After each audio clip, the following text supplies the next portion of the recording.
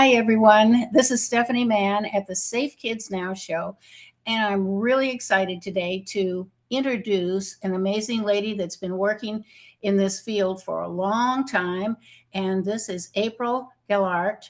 And she is with the Commission on the Status of Women, Coordinator and Director of Mission Relations for the United Families International.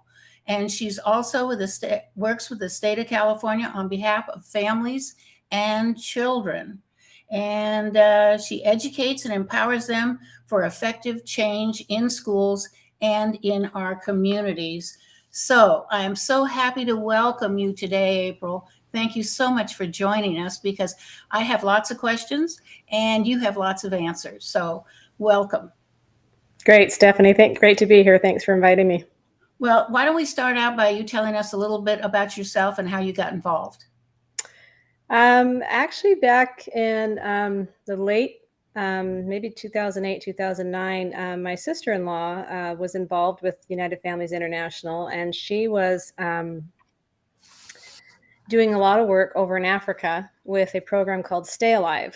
And this is a program that was a AIDS prevention program, because if you remember back at that time, they had a lot of adults, parents dying in Africa from AIDS. Right. And they went over there basically and taught these children in school for $1 a child how to avoid getting AIDS. And basically just taught them how you get AIDS and how to avoid that, because they didn't know. Their parents were dying and they were being left orphans, and they were very scared. And so I started listening to her experiences with UFI and her trips to the UN. And she's been to both United Nations in New York and Geneva. And I have 4 children of my own. And at the time I was raising them, and I thought, I need to get involved somehow. I need to do something to make things safer and better for my children and for other people's children. And so basically in 2012, towards the end of 2012, I got the thought, just kept coming through my head. I know that these people aren't going to stop pushing. And so I'm going to go down swinging, is what I told myself. So I said, I want to get involved. So in 2013, I was invited to go to the United Nations in New York with the team. And at that point, I was pretty much just observing. And it was very eye-opening. It was very shocking. It was very educational, I put it that way. Yeah. And I've been going to the UN pretty much since then, with the exception of the last few years, because they've shut everything down with COVID. We're hoping to be able to get back in maybe later this year or next year. Wow. Well, that gives you kind of a big background here for the work that you're doing. So tell us a little bit about what you are actually doing today. So today, what I do for UFI largely is I maintain relationships with the delegates from each of these countries. So the way the UN works, very briefly, is that every nation on this planet, basically, if you are a recognized government and a country of the world, you can apply to be a member state at the United Nations. So pretty much every country is. The United Nations was formed in 1945 after World War II as a way to avoid having another world war, to get countries to talk to each other and to avoid something like that happening again.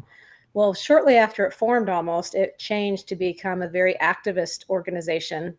It was staffed with a lot of very liberal, non-freedom loving people.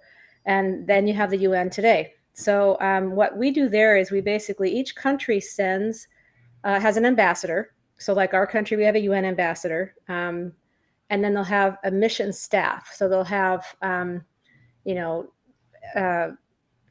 have the ambassador, they'll have the ambassador's assistant, they'll have different commissions in that mission so say you have the mission of the US. So they'll have the ambassador, they'll have people under that ambassador. It's a whole pyramid down of staff. Each country, depending on the size of the country, will have a size of staff. So they'll all have delegates. Those people are called delegates, the people that work for the mission that are in charge of certain aspects of policy. So I basically maintain relationships through email and text and phone call with the delegates to the countries that are also interested in protecting and preserving the family. Wow, that's very important. That's one of the critical issues that most of us that have been working in our communities are concerned about, is the status of families and children. What do you see are some of the biggest issues today for families and children? I feel like, from what I learned at the UN and now seeing that, so like one big thing that a lot of people are starting to see, you saw this with the whole Florida bill recently. Okay. This whole sexual grooming of children in Mhm. schools, this is an idea that's called comprehensive sexuality education, or CSE. You can look it up online. There's a ton of information about it. It is a very graphic sexual education. So it's not like the sexual education we had as children. The difference is then you would put girls and boys in separate rooms, right? You would teach the girls about body changes, hormone changes, things they would expect to happen. Teach the boys the same thing. They don't do that in CSC. In CSC, they bring all the kids together because you can't separate by gender anymore because gender is fluid. So they all have to be in the same room, and they don't teach about puberty changes anymore. They just teach basically about all the different ways you can achieve sexual pleasure. And this all comes from directly from the UN. We've been dealing with it at the UN for years. So when I entered my home state of California in 2016, I didn't even find out about it, by the way, till 2018. That's how secret they kept it, because they knew if the parents found out about this, they'd be outraged. And so we found out about it in 2018. Still, most parents were largely in the dark.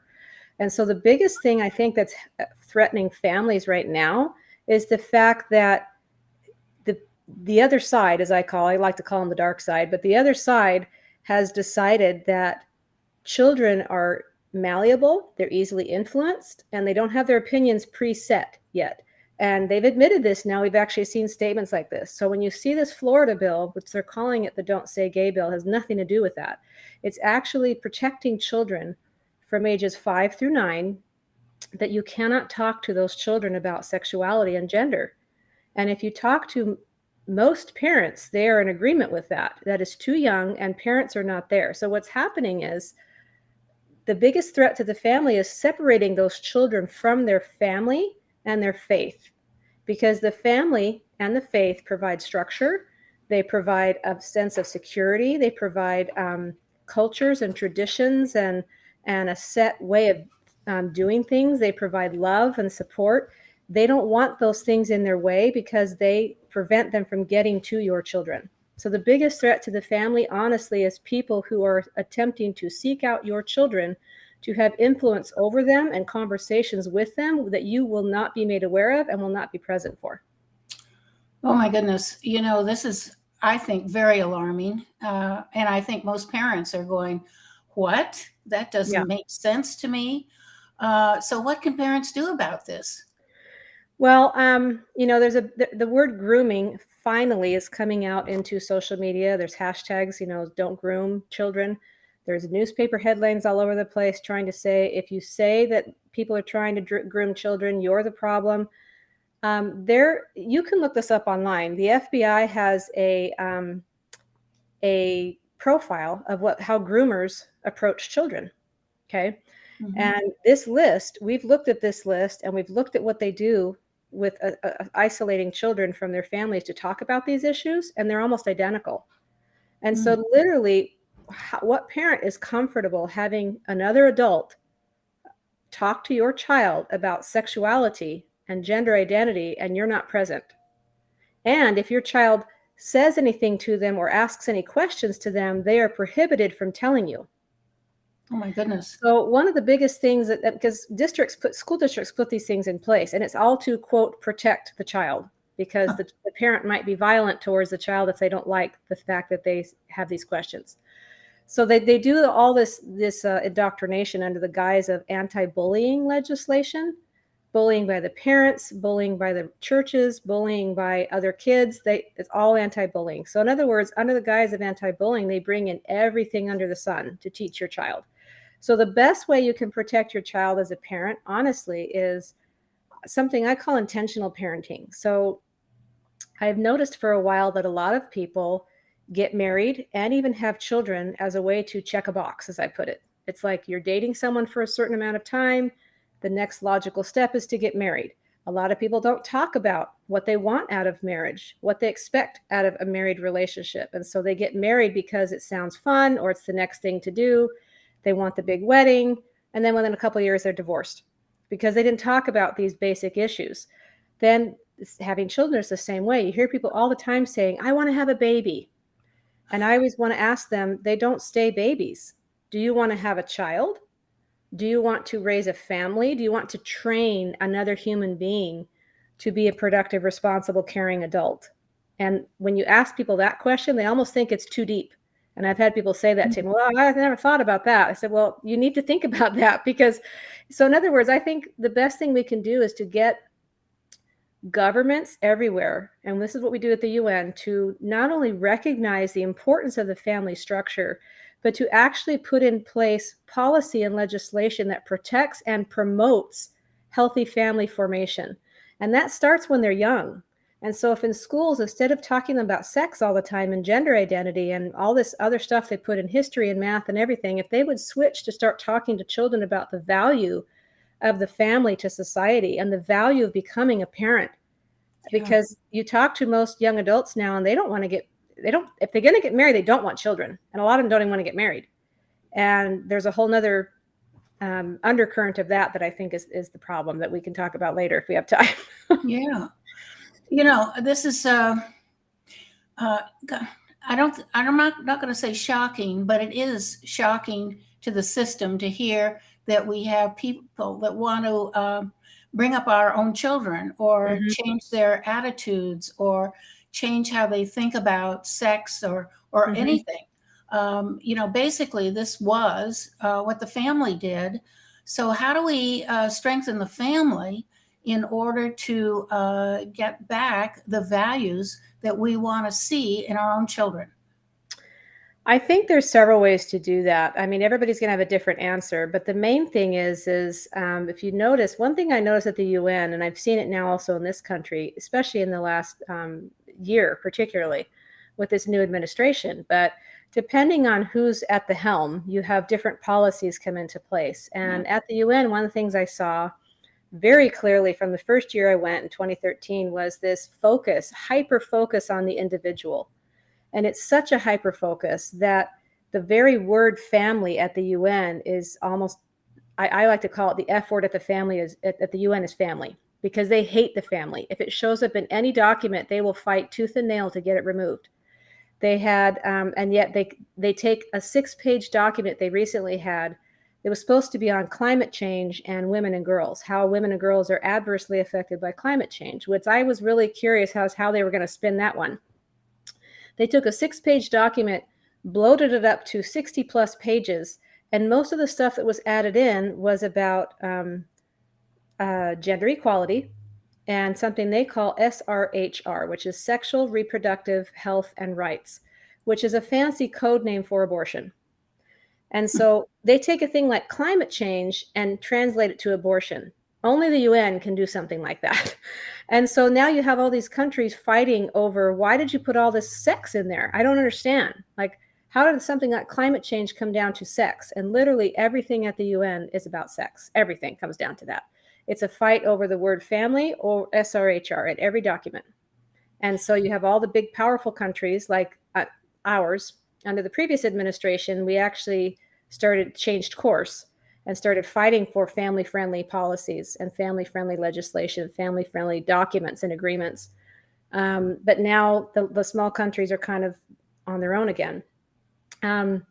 But I think that the best way to protect the family, honestly, what we teach the delegates there too, is to get countries to start investing in something called family capital. And so when you invest in the family and you provide, think about this for instance, think about how much money is put towards Planned Parenthood in this country, just for example. Okay. Think of how much money is put into federally funded childcare. Okay. There's a ton of money that goes into that. There's a ton of money that goes into public education, or as I call it, government education. There's almost no money put into the hands of parents to decide how to educate their children. And even if the money is put into the hands of the parents because it comes from the government, you have a ton of strings attached to that money, because you have to now spend that money and you have to include programs that are already part of your education codes in your state. A lot of parents don't know that. There's a big conversation about school choice right now. And that's a whole nother ball of wax that we don't have time to talk about. But basically, school choice is not really what you think it is, because as long as the money's coming from your government, they have a say so in how you and what you spend it on, what you teach. And so the best way for governments is to actually recognize, and Hungary's doing this actually, to recognize the sanctity and the value of the family and the value of having parents who intentionally form a family by getting married and not living together and then having children. And there's a structure there, and everybody's trying to tear that apart now and saying it doesn't matter if you're married, it doesn't matter, all these different things. And so if governments can actually start talking about things, funding, helping parents to have opportunities to, in other words, right now they kind of push women into the workforce, and that comes from the UN as well. And not that women shouldn't work or can't work, but I'm just saying that their whole thing is the best ideal situations for both parents to work and for the children to be in government childcare. That is their dream. And why? Because they can control the environment of those children, what they're taught, what they're not taught from the day that they're born. They want that. In fact, at the UN, women or any adult who's home taking care of a dependent, they refer to that as unpaid labor. So you're not contributing to society, you are unpaid labor. I got the opportunity to stay home to raise my children for a few years. I did work at first because I needed to. I was finally able to quit working and be able to, and I remember thinking, I want to be able to have conversations with my children and train them on the things that I want them to know. And I can't do that if I'm not here enough. I understand there are a lot of parents who they both have to work, and I would never say that's something wrong. What I'm saying is that the government should spend a lot more time investing in helping parents with the idea that the family is important enough that they're going to, whether it's through incentivizing more education, that people actually, before they form a family, doing it in the right steps, instead of having children and then getting married 10 years later, like, graduate high school. There's all these steps, right? There's very easy. Graduate high school, get married first, then have a child. Don't live together before you get married. There's a ton of studies about that, but nobody listens to them because the government and the people in charge don't pay attention to those studies themselves because they know they work and they don't want this structure, this stability to happen. But if you look at countries where they do have this type of stability with the families, it operates very differently than it does here. Well, thinking about what you're just saying, how does Hollywood impact this kind of messaging? Because Hollywood has a lot of influence. We have a lot of sexuality in our movies and our television. Over the internet, we now have amazing group of predators that are out there trying to groom children. I mean, a lot of us feel a little bit helpless here. What do you say would be the first step for us? And Rebecca asked this question: can we get into family planning assistance through churches, or do we need a political organization? What do you think? I think that's another. I'm glad Rebecca asked that question because I always hesitate, depending on your audience, because some people see it as a different bent. But I do believe that, we've all seen, at least people are paying attention. We've seen the studies and the statistics of people not attending church anymore. Okay. Right. A lot of the humanitarian issues throughout the world could be solved. That's what Family Capital is about. Could be solved through the family and through the churches, because families tend to go to church as a family, right? And churches are focused on families. Right. Not that you can't go if you don't have a family, but they're focused on that. And so I think if we actually, you have to be really careful with the words family planning, even because every word and words that we use are twisted and mean something else to them. Family planning, to someone who works for a UN agency or anybody who is on that side of the aisle of thought, family planning means abortion. Family planning means have as much sex as you want, but just use a condom. That's what they think family planning is. Family planning is handing birth control to your 12-year-old child without you knowing. It's because they should be able to have sex and have pleasure, and you shouldn't get in the way. So the family planning assistance, I think what it is not necessarily assistance through churches. What I think we really need to go back to is starting to teach children from the time they're born how life works, right? You're here, you need to follow these certain principles as you grow up, be honest, work hard, be dependable, be kind. You wouldn't have to have all this anti-bullying or this gender identity stuff if you just taught children to be kind, right? Treat people kindly. But they don't do that. They have to come up with all these programs to teach people to accept this and this, and then the list just keeps getting longer. So I think as far as like the family with the church, I think that the churches can get more involved, and I think some of them are. I think that if churches spent more time on encouraging their youth from the time they're little all the way through teenage years, the value of forming a family, to support the parents in the teaching that they're doing at home. But a lot of times people see if you do anything with religion, and why do you think they have the attack on religion anyway? Because churches are successful, just like parents. So if governments gave more promotion, I like to put it as promotion, because the problem with funding with anything from government is because, like I said, there's always strings. That's So right. If the churches were actually not politicized and actually able to just teach the doctrine in the scriptures and the doctrine of heaven and be able to teach that, I think that already teaches what we want them to know. They got to get politics out of the churches. As far as Hollywood, if you look back at, like, I'll give you a movie. Go back and look at the old Star Wars movies of the 70s. Okay. If you look at when they had Han Solo and Princess Leia, you look at that kiss, their very first kiss. It's like the most chastest kiss you've ever seen. It's quick. It's like a little peck. And everybody at the time thought it was super romantic, right? Yeah. What is it like now? They Totally different. meet for drinks. They go home and get in bed. Right. And that's just normal. I mean, every single movie, TV show is showing people in bed together. And so what you're teaching children is, and this is what the programs in the school teach the same way, which is why we call them grooming programs, is you teach children that it is natural and normal, and you should be having sex. And so we're going to make sure that you don't get pregnant having sex. That's their whole goal. They don't want to teach the children not to have sex or delay these decisions about their gender identity. They want them to all confront them at young ages when they don't really know what they're doing. And so, because once they get them hooked on all this stuff, whether it's abortions or hormones or whatever, birth control, sex, they get addicted to sex, those kids are known to not graduate high school, to not form healthy families. So do you see what we're working with here? We're working with an organization that is actively contributing to the demise of the family through teaching children that the way to happiness is through sex and freedom. Well, we're going to take a little break, but when we come back, we're going to continue this very important conversation with April. So stay tuned, and we will be back in 1 minute.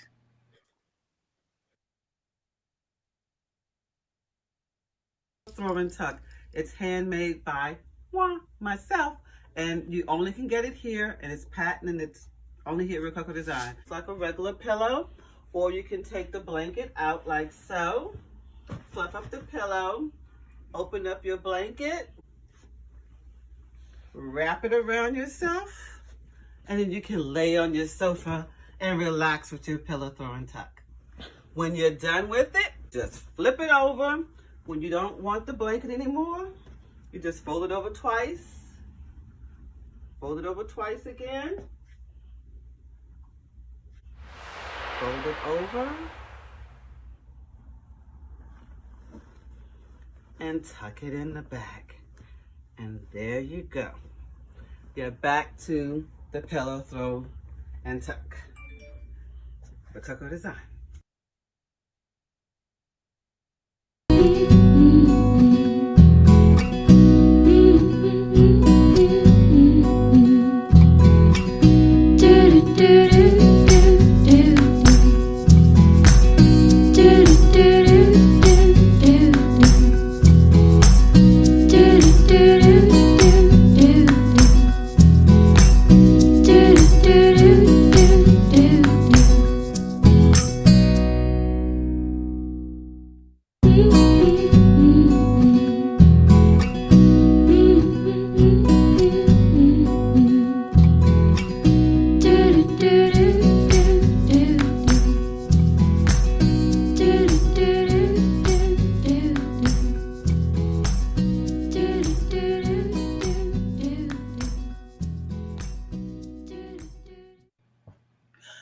are back again, and we are with a lady that has been working in this field for many years, and her name is April Gellart, and she is with the United Families International.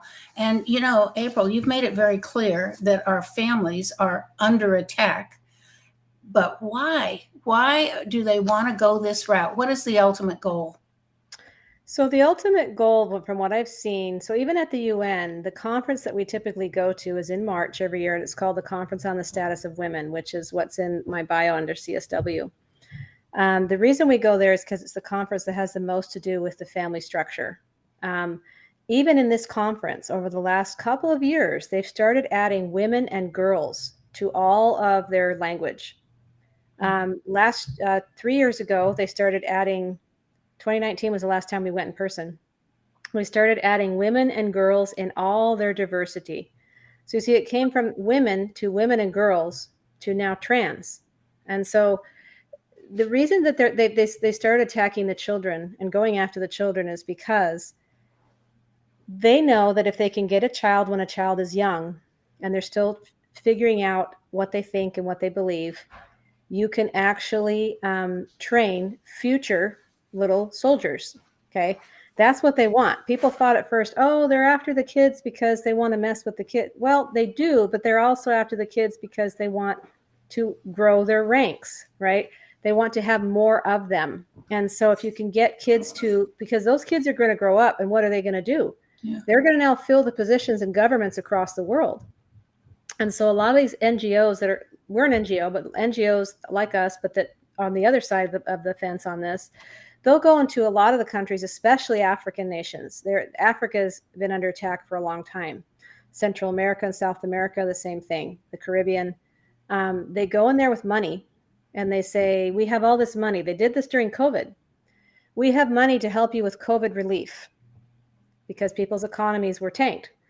Oh, we need the money. Well, you can have the money, but you have to put in this abortion clinic. Well, you can have the money, but you have to put in CSE in your schools. And the way they do this is they'll come with a, quote, youth ambassador. So you see over the last few years, they've started to add youth ambassadors. They've done this in our high schools. In LA Unified, in my own state, they have youth that are trained, and they go around and talk to their friends at school, their peers, and tell them all the stuff they're learning about these different things and get them to come to club meetings and get them to come to all the stuff that parents are not present at. And so they realize if they can get to the youth, and the reason they do that is because if you come across as a young person and you know what to say because they've taught you, think of Greta Thunberg, okay? She didn't come up with those points on her own. She was coached. So they coach these children to say certain things and to actually be their foot soldiers. And how do they grow that army? Those foot soldiers tell their friends who tell their friends. It's like that old bubblegum commercial, chewing gum commercial, so on and so on. So if you have two youth ambassadors, now you have 40. And you have all these kids that are now telling on social media and through their associations with their other peers, and the ideas spread. And especially teenagers who like to think they know everything, because I raised 4 kids, I know how they are. Yes. They actually will, those are the ones that are the strongest with this mindset of thinking, which is why you see in this country, they keep trying to lower the voting age to 16. Why are they doing that? Because that's the most average age of when kids think they know everything, and you've given them all this indoctrination up to that point, right? And they're saying, okay, we're going to change the world. So the biggest reasons behind this is there's a lot of money to get the kids to follow their way. So if you see exactly what that's doing, it is putting a huge wedge between the children and their family. Their new masters, their new parents are these people that have taught them. In fact, if you look in the trans community online, they go after these kids specifically with their TikTok videos and get them, the kids that are not, maybe especially during COVID when they were all home alone, right? Sitting there with their screen. And they actually call themselves glitter parents. They say, we are your glitter family now. So they're even co-opting our words. They're calling themselves, I'm your parent, I'm your family. We're your new family now. You're your glitter family. So there's all this stuff going on of getting kids to say, you don't need to go to church. You don't need to listen to your parents. If you have a question, come talk to me. We'll keep it all secret and safe. We'll even take you to your appointments from school, which they do. They'll take them to confidential medical service appointments. That's legal here in California. And so your child can be taken for an abortion. Your child can be taken for hormone therapy, anything they want, counseling, and you would never be told. I think parents need to get organized and get down and start getting involved in their school boards and start a new conversation, because it seems like we've been pretty quiet about all of this, or not knowing. Most of us have no idea this is going on. Most people have no idea. Yeah. Yeah. A lot of this came to light during COVID, which was the huge silver lining of COVID, because COVID was horrible with what they did to these children. But what happened was, because they were home doing school, the parents finally saw that we were not lying all these years. We were trying to tell parents, this is what they're teaching your child. And you would not believe how many parents didn't believe us. No, that can't be true. They wouldn't do that. So a lot of it is, this is what I found. People don't like to accept the idea that the decision they've made could possibly be wrong. The decision they've made for their children, who are the most precious resource, could possibly be uninformed or misguided. And they don't want to face that. And so when you try to show them these things, a lot of times they turn away because they don't want to have to rethink the wheel. Okay. So what I've been telling parents for years now, and people aren't going to like this, is public education or government education, the system is broken. It is completely overtaken by the unions. The teacher unions are running government schools completely and absolutely. And if you talk to any teachers who actually are willing to talk about it, they will confirm this. The government schools are run by the unions. There are good teachers out there. There are teachers who go into, I used to be a teacher. People go into teaching profession because you love children and you want to help them learn. You want to help growing minds. That's why people typically go into teaching. But if you've seen some of the videos that have come out of people on, whether it's, preschool teachers, whatever, talking about, my kids all refer to me this way and they know that I'm not a girl or a boy. This is going on and it's protected. The reason these people don't get fired or don't get moved away from children is because it's all protected by the unions. And you cannot get fired. You can achieve tenure in like 2 years and then you cannot get fired. They just keep moving you around. And so what I need parents to understand is, yes, you can go to your school boards and you can take over some of those things. And that is a good thing to do as far as curricula in the schools, because that's what school boards are in charge of, is approving curricula. However, you're still battling your unions, because there's a national union and then there's state unions and then there's local unions. The problems are coming from the national union and the state unions. The national unions donate overwhelmingly, almost 100%, to the Democrat Party. Well, the Democrat Party is in favor of all this sexual grooming in schools and the abortion clinics and the gender identity and all that stuff that's coming, don't give kids grades for their subjects. So if parents can start getting together and banding together to change their school board makeup, that's one way to do it. But you still have to fight the funding that's coming from the state. And the way to do that is you have to start starving the unions. And the only way you can do that is to make sure they have to let some teachers go. And because they get their money from the teachers' dues, right? So if you have fewer teachers, there's less money. The only way you can really defeat this system, unfortunately, is to starve it out. And the way you do that is, for a few years, you either have to homeschool, send your kid to a co-op. There's a lot of co-ops springing up all over the place now because parents are tired of this. There's a new thing called a micro school that I've heard about. I've visited a couple of them. They're amazing. They cost a small amount of money. They're not as expensive as a private school. They usually require some volunteering by the parent. But you get a lot of these schools, you get to kind of a la carte pick classes, and they'll help you to make sure your child graduates. What I'm saying is that they're like Tennessee, I just was reading this morning, are putting a bunch of Hillsdale College schools in their state. They're putting 50 schools in their state in Tennessee. This is what needs to happen. Education needs to change. We have to wrench it away from the government, wrench it away from the unions, and start putting parents back in charge of that. And the only way you can do that is to get your child out of government schools. A lot of parents will say, I can't afford that. There are a lot of options now that you can afford. And a lot of these schools provide scholarships too, if you can't afford the tuition. So there are a lot of options out there that are not necessarily homeschool in your home. What is a micro school? What does that mean? A micro school, I went to one here locally in Orange County that they basically, in this case, this school, they use another building. So in this case, they use a large building that is normally occupied by a church on the weekends. and they rent it from them Monday through Friday as a school. So you save all the money on the fact that they don't have to build their own building, right? They don't have to have, they already have a location. They're just renting it from the church. Then they hire teachers. In this particular case, I don't think all micro schools operate the same, but typically they're a smaller school, you know, their attendance is capped at some level.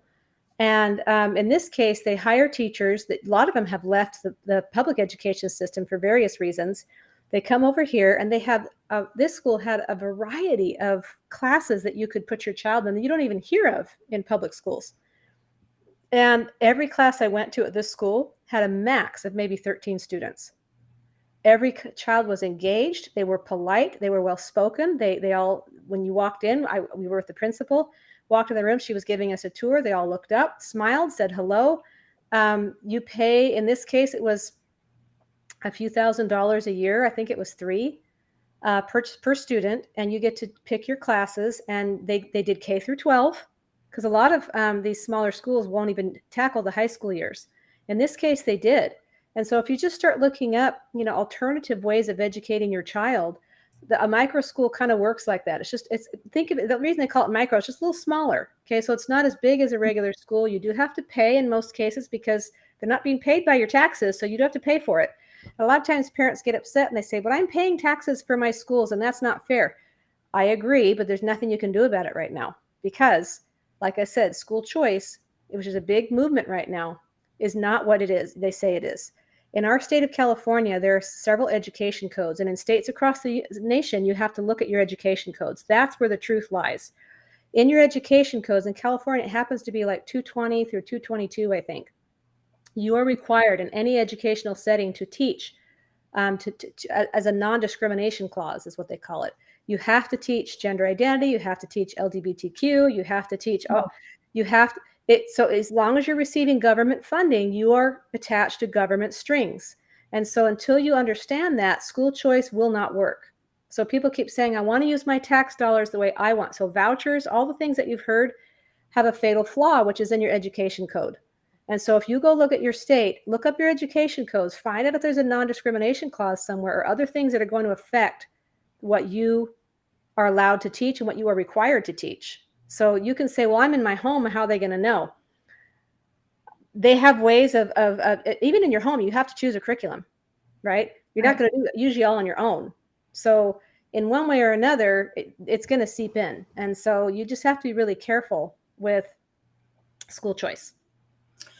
You know, this is enlightening to me. I do have a granddaughter that is, let's see, she's 9 years old, and she goes to a very small school in Texas. I think there are less than 25 children. And that goes from kindergarten all the way up through high school. And she is now, as a 9-year-old, reading junior high level in her school.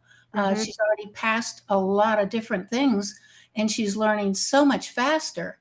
So I would recommend, based on what I've heard from these micro schools, that this would be an exceptional way to get your child to be much more involved in their own schoolwork and to progress a lot faster than they would in an ordinary school where there are 35, 40 kids in a classroom.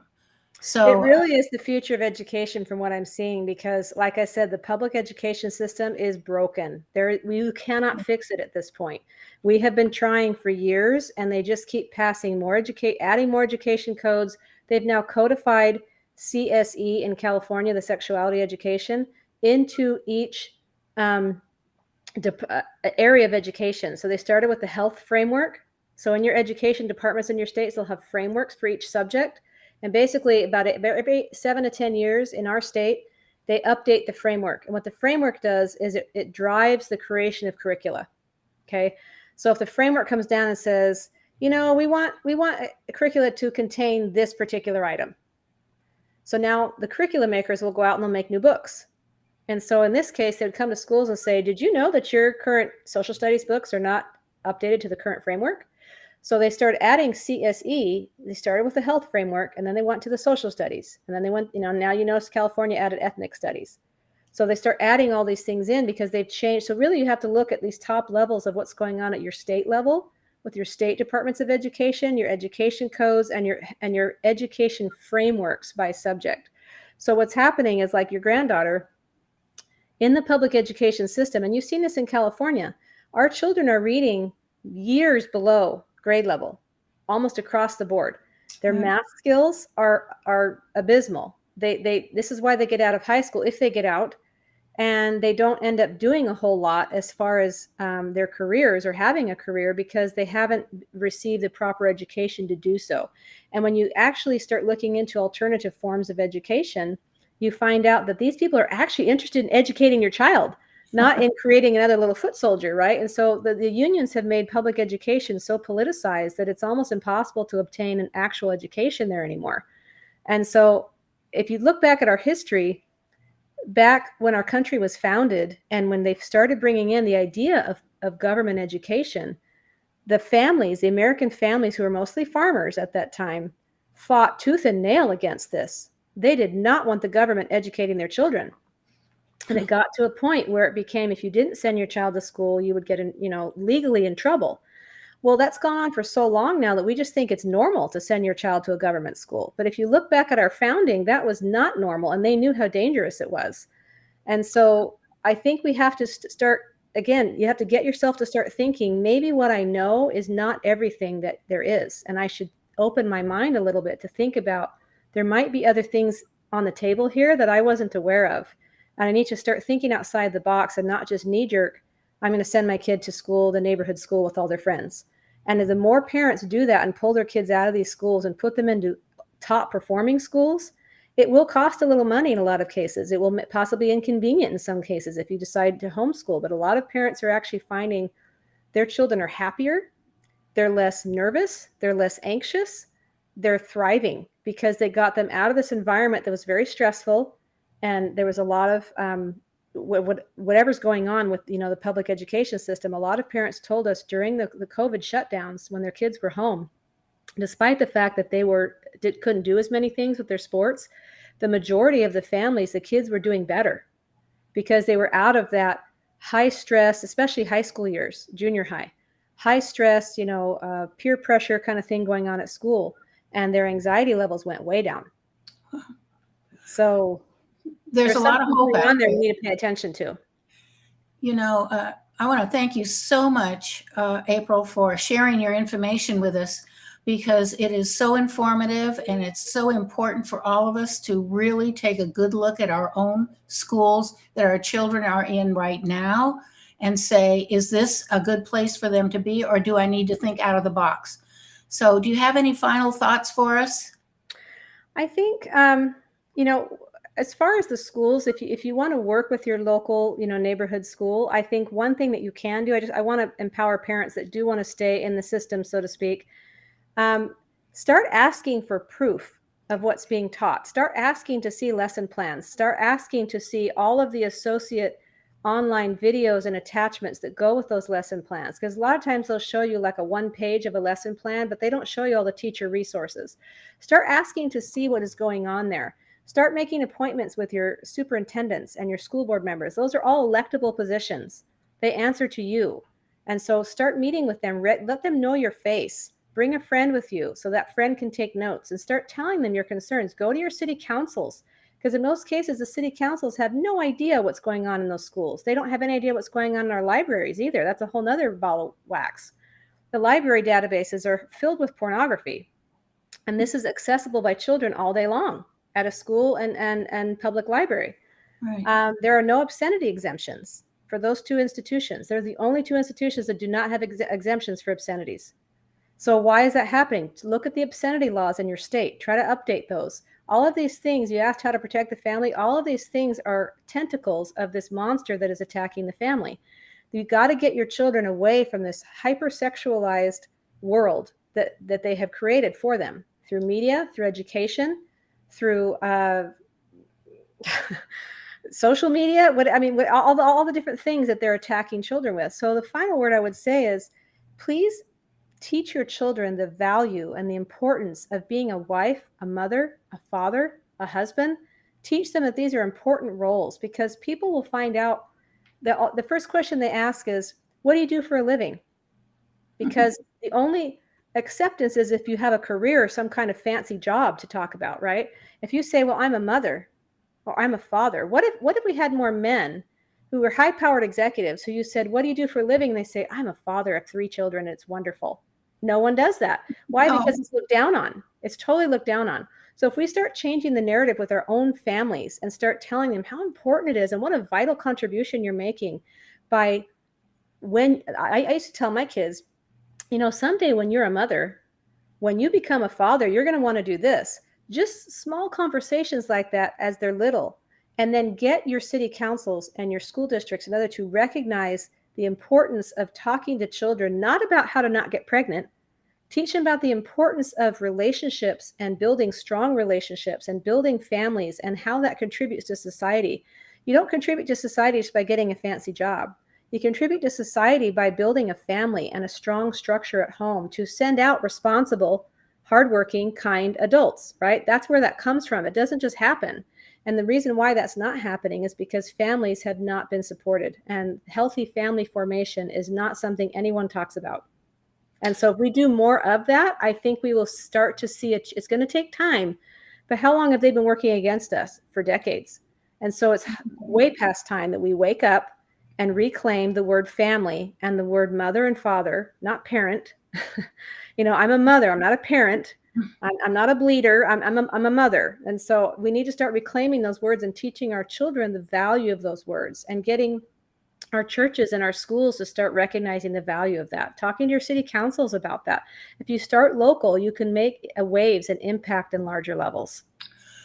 Well, I love your message. I love helping people to understand what is going on, because most of us have been busy in our own lives and we haven't had a real chance to think about this. So I really appreciate your coming on today and sharing your message with us. So thank you so much for joining us. Thank you for having me. I appreciate it. Okay. All right. Well, that was so informative, and I really, it almost takes your breath away of what's going on today. And we have a lot of work to do as citizens, not just sending our children off to school, but actually knowing what is going on in our schools and knowing that we have the power to do something about it. So please consider taking this message and sharing it with your friends, because most of us had no idea this was going on. And next week, we have an amazing lady that has been a school activist for a long time. Her name is Paula Flo, and she sat on the steps of the Supreme Court for over a month to get her message out. So we're going to be talking to her next week. So join us at that time. And peace and love to you all.